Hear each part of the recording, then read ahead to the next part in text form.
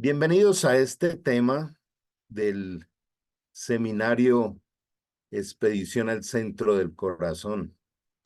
Vamos a nuestra tercera temática, entonces vamos a compartir esa exploración de lo que el Señor cada día mira y es precisamente el corazón. Habíamos visto que es el corazón espiritual y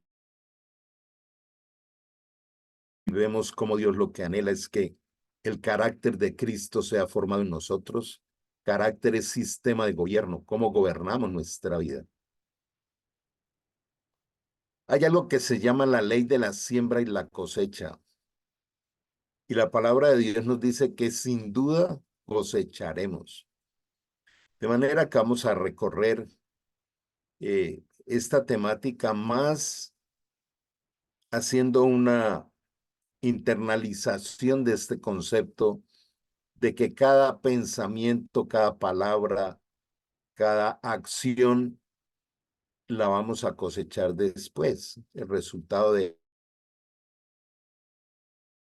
ello. Y a veces se nos olvida, de manera que nosotros debiéramos estar siempre pensando qué estoy sembrando para mirar qué voy a estar cosechando.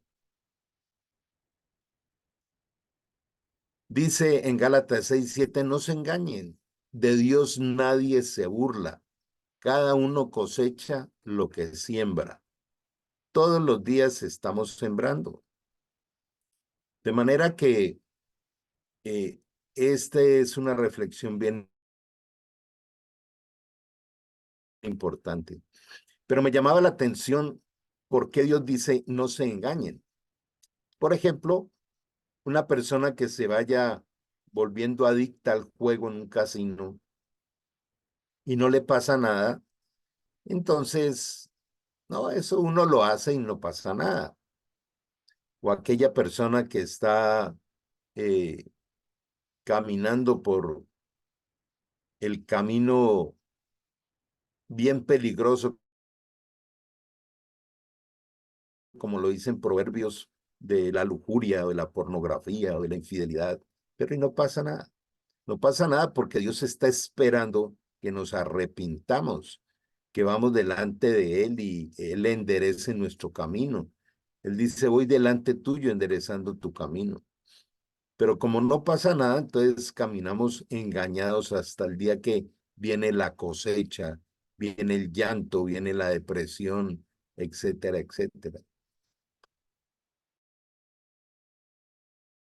Y lo segundo dice que de Dios nadie se burla porque Él es soberano, Él es el dueño de todo, Él es quien nos entrega cada día para que seamos buenos administradores en su multiforme gracia. De manera que, como dicen Colosenses 3:23, y todo lo que hagas, hazlo como para el Señor y no para los hombres. Qué bueno ir profundizando esto y que el Señor lo siembre en nuestro corazón para que nunca se nos olvide.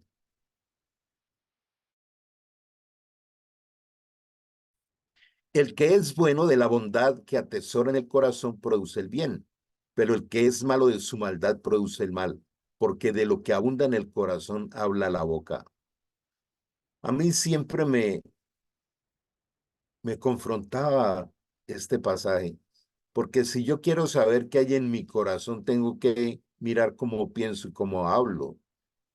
Y si empiezo a evaluar con qué personas frecuento mi vida, también tengo que escuchar cómo hablan. Como dice el Salmo 1, bienaventurado el varón que no anduvo en camino de malos ni en silla de escarnecedores. Un burlador es aquel que hace lo que le parece, que no tiene en cuenta para nada la voluntad de Dios. Entonces, eh, de lo que pensamos y hablamos es de aquello que estamos sembrando, de aquello que poco a poco iremos descubriendo con la cosecha, que es lo que hemos ido haciendo.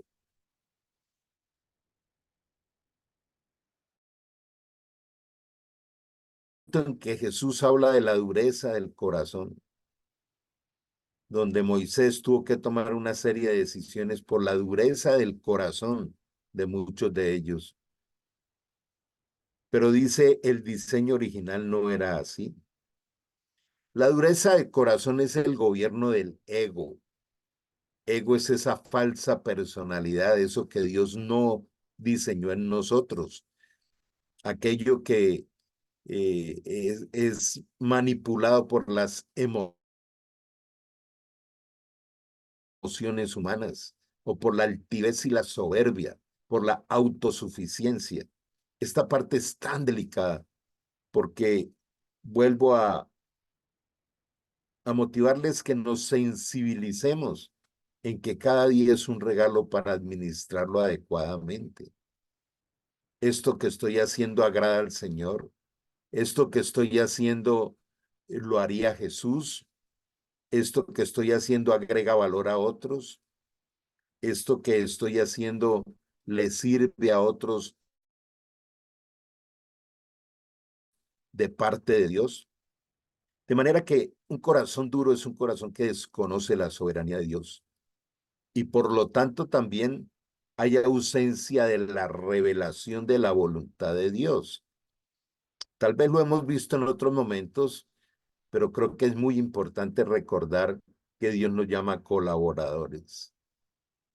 De decirle hoy, Señor, ¿en qué quieres que te colabore hoy? En este viaje terrenal, en este eternidad a la segunda eternidad. Todos vamos hacia la segunda eternidad. Entonces, ¿cómo tener en cuenta la voluntad de Dios? ¿Cómo obedecerla para tener una cosecha bien adecuada? Este pasaje me conmovió desde mis primeros días de haber tenido la experiencia del nuevo nacimiento. El nuevo pacto que haré con el pueblo de Israel en ese día. Está hablando de esta época. Está hablando de la época de Jesús resucitado, que vino a darnos vida, que vino a vivir en nuestro interior y a hacer de nosotros ese templo de su Santo Espíritu. Dice, pero este es el nuevo pacto. Dice el Señor, pondré mis leyes en su mente y las escribiré en su corazón.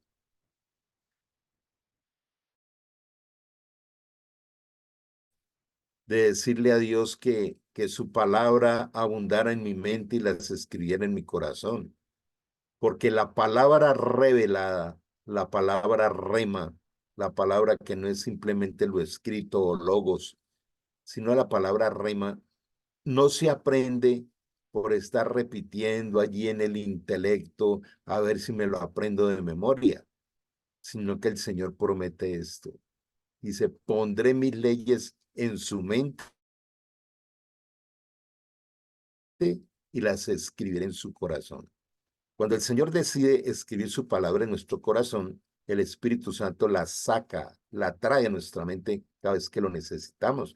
Recordemos también lo que nos ha enseñado en el Evangelio de San Juan, donde dice que el Espíritu Santo nos enseñará toda la verdad y nos recordará lo que ya nos ha enseñado. Entonces la palabra de Dios es viva y eficaz. La palabra del Señor separa el contenido intelectual de la revelación del Espíritu. ¿Esto cómo se logra? Primero, habiendo nacido de nuevo. Recuerden lo que dice 1 Corintios 2, que hay un hombre natural y un hombre espiritual. El hombre espiritual es aquel que ha nacido de nuevo. Y entonces los que hemos nacido de nuevo, como dice en la parte de 1 Corintios 2:10, dice, vosotros tenéis la mente de Cristo. O sea, en el alma está en nuestra mente, pero la mente de Cristo, o sea, su palabra, sus leyes, está en nuestra gobierna. Por eso también nos dice Romanos 8:14 que el Espíritu Santo es el que nos guía a los verdaderos hijos de Dios. También nos dice que el Espíritu Santo es el que nos convence de pecado, de justicia y de juicio. Pero también hay otra serie de mandatos. No contristar al Espíritu Santo, no resistir al Espíritu Santo, no apagar al Espíritu Santo. ¿Cómo es nuestra relación con el Espíritu Santo? ¿Cómo podríamos cada día al terminar pensar, este es un día en el cual fui guiado por el Espíritu Santo? Pondré mis leyes en su mente y las escribiré en su corazón. Entonces no hay disculpa para esto. Cuando uno tiene una vida de oración, que es uno de los más grandes desafíos del ser humano, no hay cosa que más nos cueste que tener oraciones eficaces y meditar su palabra diariamente. En esta parte les recomiendo estudiar a fondo el Salmo 119, que nos lleva a conocer toda esta ruta de cómo es la palabra de Dios, cómo meditar, para luego tener una obediencia de gozo, de alegría. Entonces dice que si nosotros entramos en el nuevo pacto, Él escribe las leyes en nuestra mente y en nuestro corazón. Dice, ese es su Dios y así será mi pueblo. Mi pueblo es un pueblo, dice el Señor, un pueblo que se deleita en mi presencia y en mi obediencia. Dicen los salmos, otros los versículos que a mí me confrontan, porque ¿qué es plenitud? Quiere decir que no le falta nada. Gozo es ese estado de bienestar que no depende de lo externo, ni de las cosas visibles, ni de las cosas temporales, sino de lo eterno. Recordemos que nosotros pertenecemos a la familia eterna de Dios. Poco a poco a este mundo, como decía el apóstol Pablo, mientras este tabernáculo externo se va envejeciendo, se va deteriorando y vamos desfilando hacia la eternidad, dice el, el ser interior, o sea, el ser espiritual va creciendo, se va nutriendo, se va formando el carácter a la estatura de Cristo. Y ese es el caminar con el Señor. Hay dos formas de caminar en la vida. O caminamos en el espíritu, que es el que produce la verdadera vida, o la carne que produce muerte.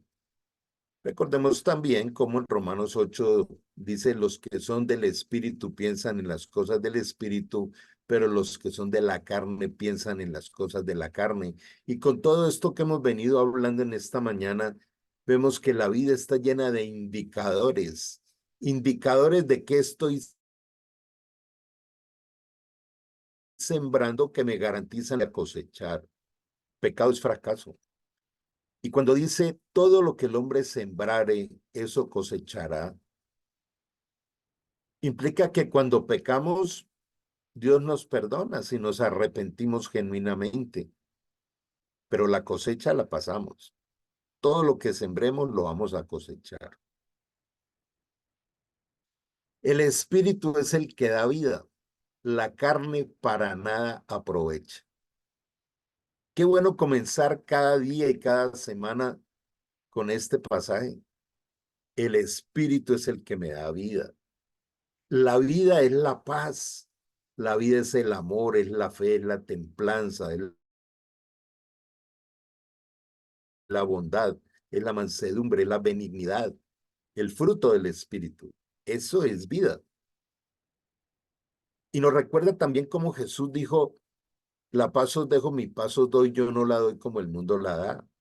La paz que da el mundo produce estos periodos de tranquilidad muy transitorios y vuelve otra vez la ansiedad, el estrés, la angustia, la opresión. que no son del reino de Dios. Por nada estéis ansiosos, por nada estéis afanosos, nos recuerda en Filipenses 4. Por nada, qué desafío. Y todo tiene que ver con lo que pensamos, sentimos, hablamos y hacemos, que es el modelo de Jesús. Dice en Colosenses 2 que Jesús es la imagen visible del Dios invisible. Jesús vino a mostrarnos el camino, Él es el camino. Dice las palabras que yo os he hablado. Qué bendición a los de esta época. En Apocalipsis 22:18 dice que a su palabra no se le puede agregar ni quitar nada. Mientras que cuando vemos los relatos que hay escritos en la palabra de Dios, en ese momento se estaba escribiendo el Nuevo Testamento, por ejemplo, cuando vemos a Lucas o vemos las cartas de Pablo, en fin, ellos no tenían el paquete completo, nosotros sí, no tenemos disculpa. Las palabras que Él nos entregó están completas, son espíritu y son vida. Entonces, meditar la palabra que queda escrita en nuestra mente, grabada en nuestro corazón, es la que nos guía. Jesús dijo que Él era el verbo, que Él era la palabra, que Él era la vida. He venido a traerles vida y vida en abundancia. ¿Dónde está esa vida en abundancia? En la palabra de Dios. Todo lo que yo piense o haga debe estar reflejado en la palabra de Dios. Esto que pienso, que argumento, que hablo, tiene un soporte en la palabra de Dios. No hay disculpa. Por eso la palabra de Dios es espíritu y es vida. Todo lo que piensa el intelecto con emociones humanas, para nada aprovecha. Si necesitan sabiduría, pídansela a nuestro generoso Dios y Él se los dará. No reprenderá ni exigirá nada por pedirla. Cuando se la pidan, asegúrense. Cómo me gusta este pasaje. ¿La fe es en Dios o es en las circunstancias? Les pido toda su atención.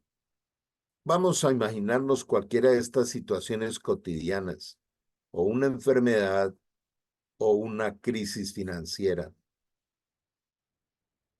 ¿Qué está en nosotros gobernando nuestro interior? La fe de Dios diciendo, aquí estoy, yo te ayudo, nunca te dejaré, nunca te desampararé.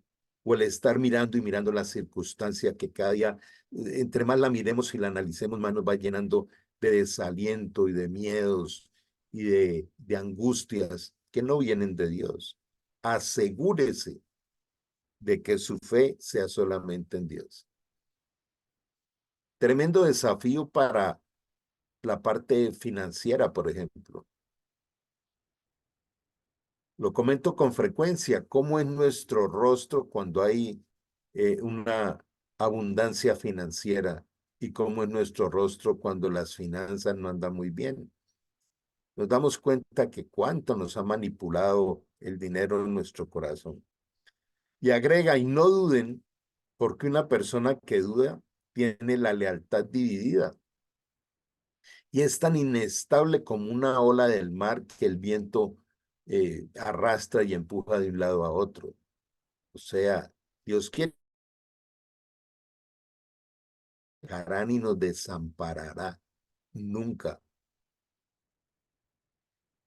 Se van dando cuenta de cómo fácilmente nos salimos del camino cuando no es la palabra de Dios la que gobierna, la que vigila, la que conduce nuestra vida. Estas personas no deberían esperar nada del Señor. Su lealtad dividida entre Dios y el mundo y son inestables en todo lo que hacen. Palabra para evaluarnos hoy. qué tan inestable es nuestra vida espiritual, qué tan inestable es la fe, qué tan inestables son nuestros propósitos, donde le decimos a Dios, sí, Señor, voy a hacer tu voluntad.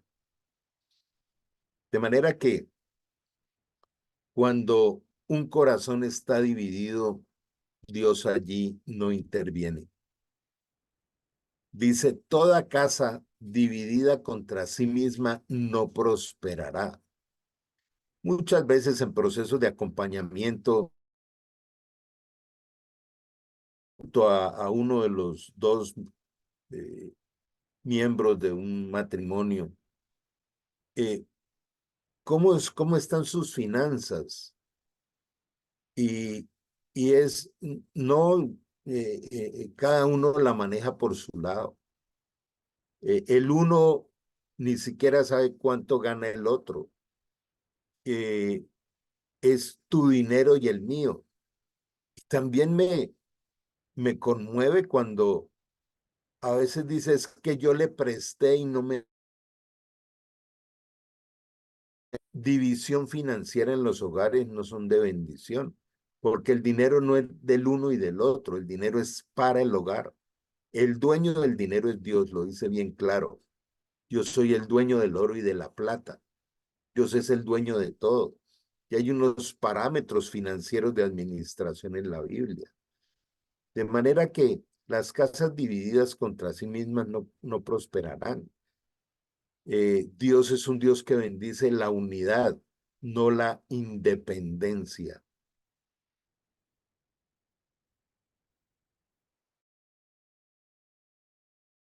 La palabra es semilla y el terreno es el corazón. ¿Qué le sembramos a nuestro corazón diariamente? Todo esfuerzo tiene su recompensa, pero quedarse en las palabras solamente lleva a la pobreza. Otro de aquellos versículos que nos recuerdan que no debemos ser solo oidores, sino hacedores de la palabra. Nosotros debiéramos tener una agenda de aquellos faltantes de práctica de la palabra que pasan los años y no las hacemos, no las perfeccionamos en nuestras acciones.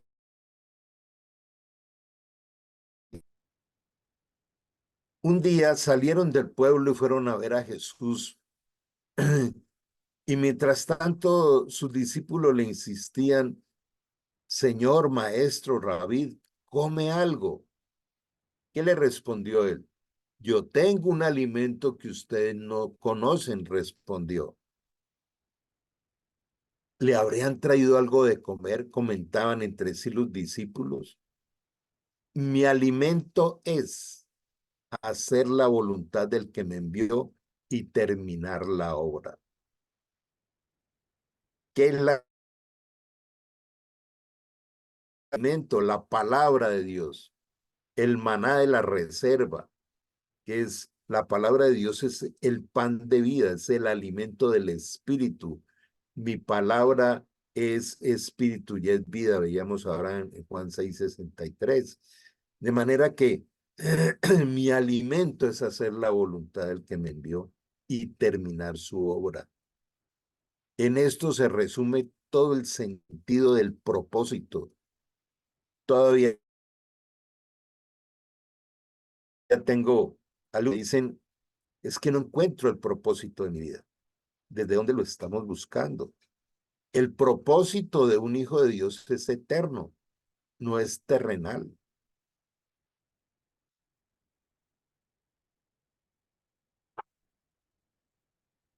Pero el que está en Cristo, ¿qué quiere decir en Cristo? Como lo dice Filipenses 4:13 también, todo lo puedo en Cristo. En quiere decir unidos.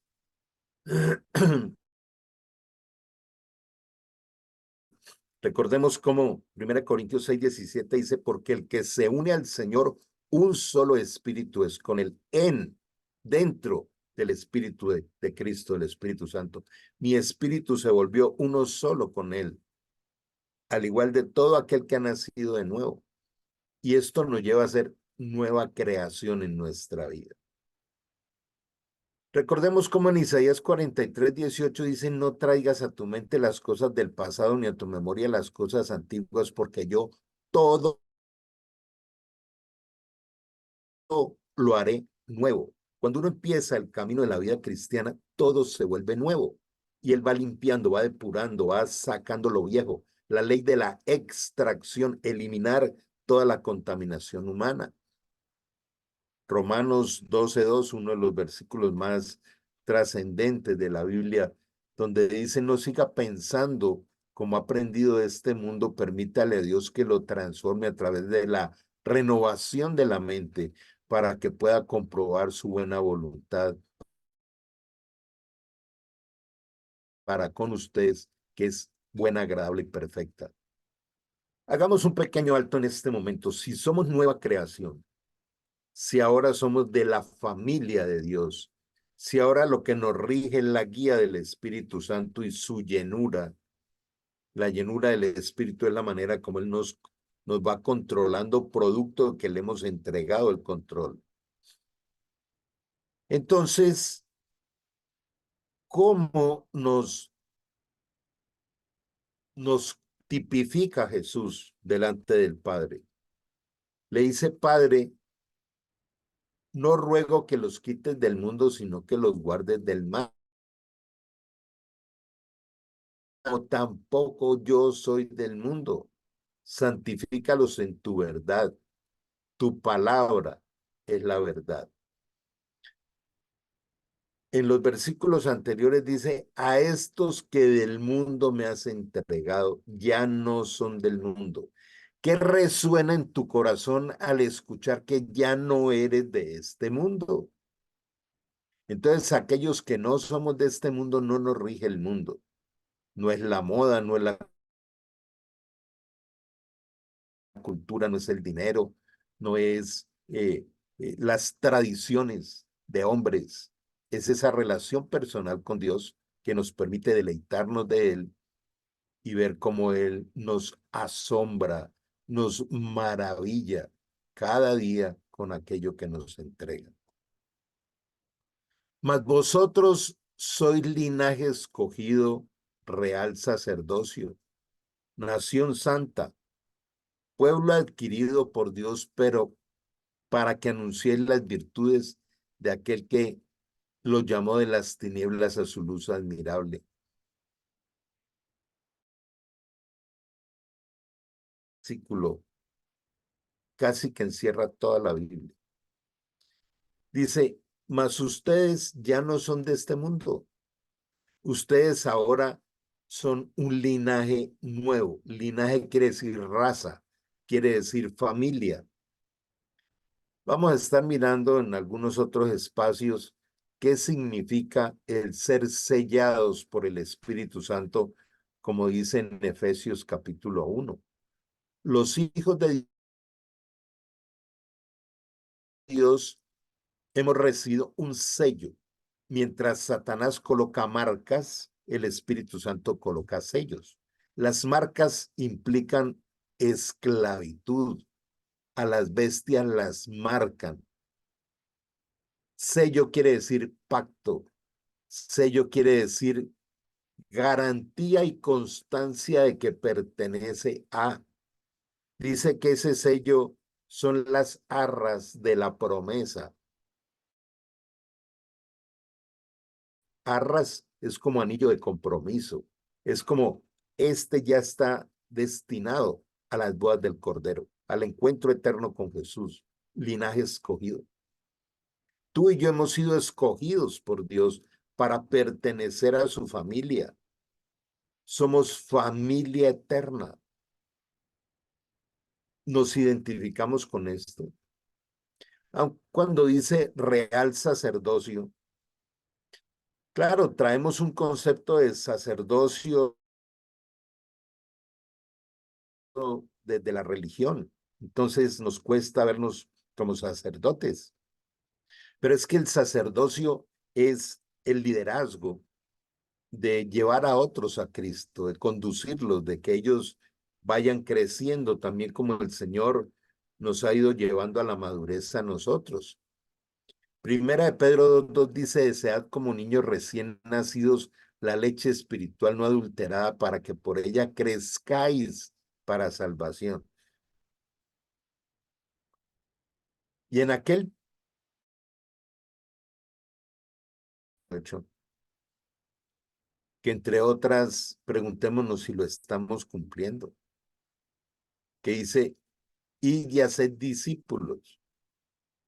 O sea, vaya, hábleles a otros de su experiencia, de su testimonio de vida. Y enséñele a guardar, a cumplir, a practicar todas las cosas que yo le he enseñado, ¿cierto? Dice que Dios nos ha hecho parte de su familia para que lo representemos como embajadores del reino de los cielos acá, anunciando las virtudes. Anunciamos nosotros. ¿Qué sale de nuestra boca? Otra vez nos trae el Señor a revisar de la abundancia del corazón, habla la boca. ¿Qué hay en nuestro corazón? Hablamos de las virtudes dadas por Cristo a nosotros, porque dice las virtudes de aquel que nos llamó de las tinieblas a su luz admirable. Preguntémonos hoy si vivimos admirados de esa luz. Esa luz está alumbrando, esa luz ha despertado los ojos del entendimiento, esa es la luz que alumbra nuestro camino. Hay muchas analogías, metáforas, parábolas, hipérboles en la Biblia, pero cuando habla de luz admirable, la luz alumbra en las tinieblas. Luz es sabiduría y tinieblas es ignorancia, engaño. Ayer compartía con un neurocirujano que fue mi docente hace muchísimos años.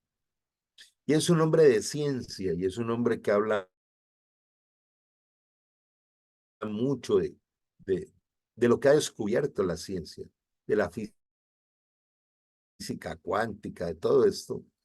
Pero aunque es admirable desde la ciencia y desde lo científico, es tinieblas si no hay una luz. Hoy en día hablan mucho de la conciencia creadora del universo, o hablan de la conciencia de la energía.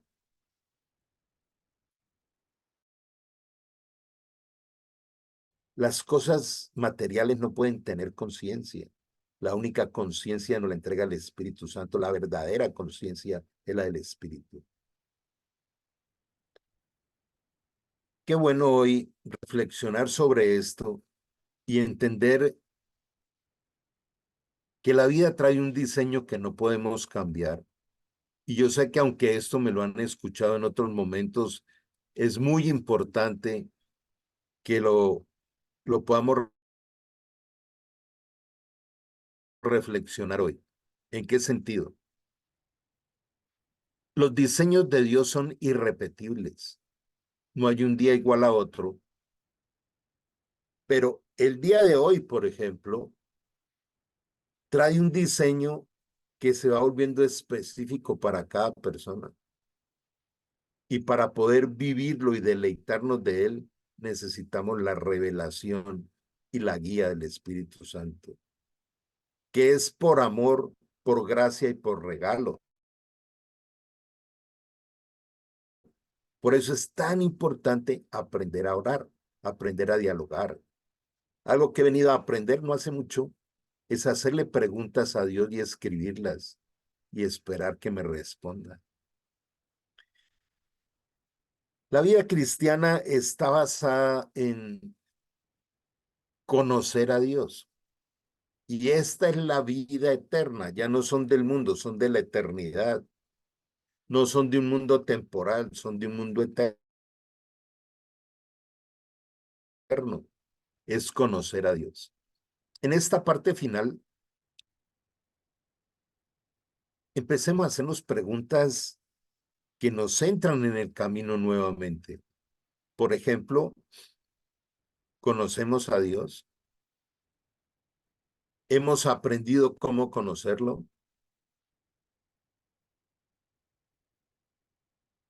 ¿Creemos que ya lo conocemos? No nos alcanzará toda la eternidad para conocer a Dios. Lo que más anhela Dios es que lo conozcamos. Él es el verdadero libertador. Una persona no puede ser libre de cualquier tipo de opresión que tenga si no estudia, medita y practica la palabra de Dios. Este lunes voy a recibir a una eh, persona que he estado ayudando, he estado acompañándola. Es una persona que ha tenido trastornos mentales, de depresión, de angustia, y venía muy bien y otra vez se fue a un pozo. Pero se fue a un pozo porque dejó de practicar lo que se le había enseñado. Y alguien podría pensar, pero si esas cosas no son graves, les voy a explicar cuáles. Es una persona que trabaja en medios digitales y entonces volvió otra vez a acostarse a las 2 de la mañana trabajando en el computador. Volvió otra vez a estresarse por el área financiera.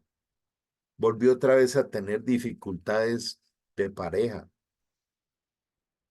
dificultades financieras. Entonces empezó a desplomar. La noche Dios la hizo para tener sueño reparador. Cuando hay exceso de trabajo no hay tiempo para orar y para entrar en la presencia de Dios. Cuando nos metemos tanto en el trabajo, terminamos de una manera muy sutil engañados cuando el exceso de trabajo se justifica porque entonces ¿de qué voy a vivir? ¿Acaso Dios no ha dicho te daré techo y pan y que eso te baste? Es tan contundente cuando él dice, mira las aves. Hemos hecho la tarea de ir a mirarlas.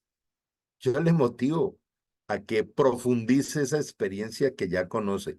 ¿Cómo comienza un día? ¿Usted ha compartido amaneceres con Dios, con Jesús? Dese ese regalo.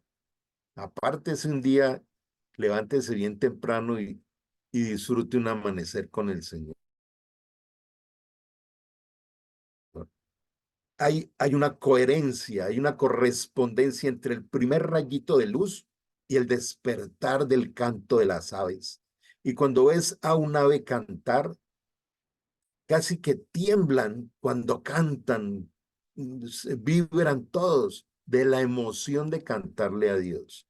Y es lo que dice en Lucas 12, donde dice, mira las aves, no siembran ni cosechan, y yo las sostengo. ¿Acaso no vales más que un pajarito? Entonces, lo que nos llega cada día a nosotros en todos los sentidos depende de Dios y no de los esfuerzos humanos, donde cada día nos llenan más y más de cosas. Ahora este boom de la inteligencia artificial, que ya ni sabemos si lo que está llegando en un video o en cualquiera de estas creaciones humanas o estos diseños humanos, si eso es real o no es real. Más engaños, donde se está llevando a los niños a no pensar, sino a tener allí herramientas que le hagan todo para que su cerebro no se desarrolle. Qué bueno regresar a lo básico.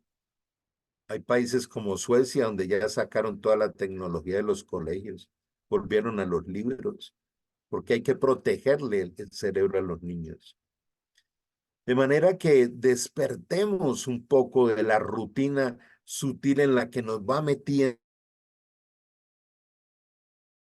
y el corra aquí y allá y esto. Ahí no puede haber paz. Creo que esto generará muchas preguntas, pero de eso se trata. Sé que hay muchos espacios, unos virtuales, otros presenciales, donde podemos ampliar estos temas, pero esto es vida. De manera que terminemos con un tiempo de oración bien especial. Gracias, Dios, por traernos esta enseñanza, por traernos tu palabra que es viva y eficaz. Hoy te pedimos aquí unidos que la escribas en nuestra mente y la grabes en nuestro corazón para que siempre esté allí produciendo esa fuente de pensamientos adecuados. Ayúdanos, Señor, a que nuestra mente siga siendo depurada y limpiada de engaños, de miedos, de altibajos, de incertidumbres, de inestabilidades. Hoy nos unimos aquí, Señor, como esa familia espiritual que tú has formado. Ayúdanos, Señor, a entender que no venimos a este espacio solo a recibir una palabra y a seguir viviendo independientes, sino que es la familia que tú estás formando, la familia que estás edificando en todo el mundo y de la cual nos has hecho parte.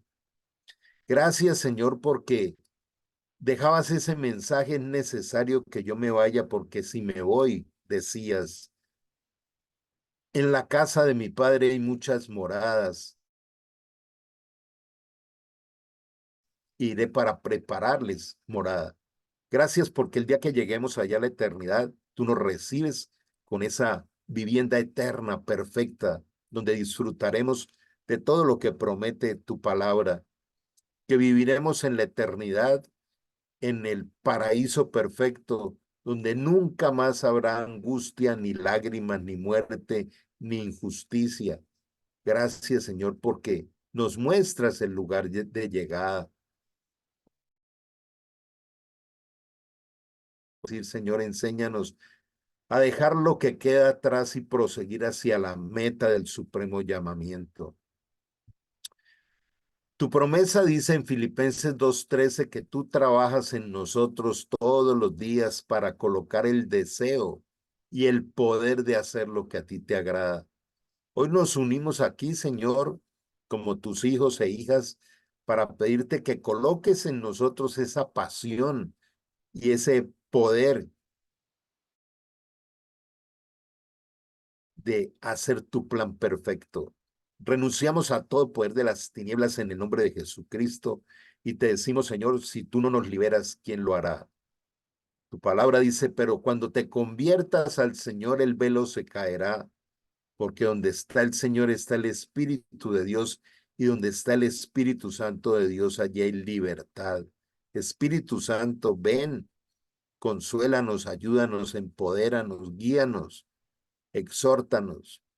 Es lo que más anhelamos hoy después de esta revelación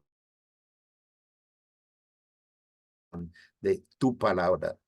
Queremos entregarte, Señor, esta semana que termina y la que comienza, para que podamos maravillarnos de lo que tienes planeado hacer en cada uno de nosotros.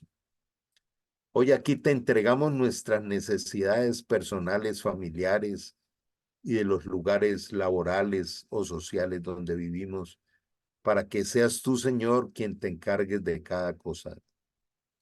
Poder terminar este tiempo, Señor, bajo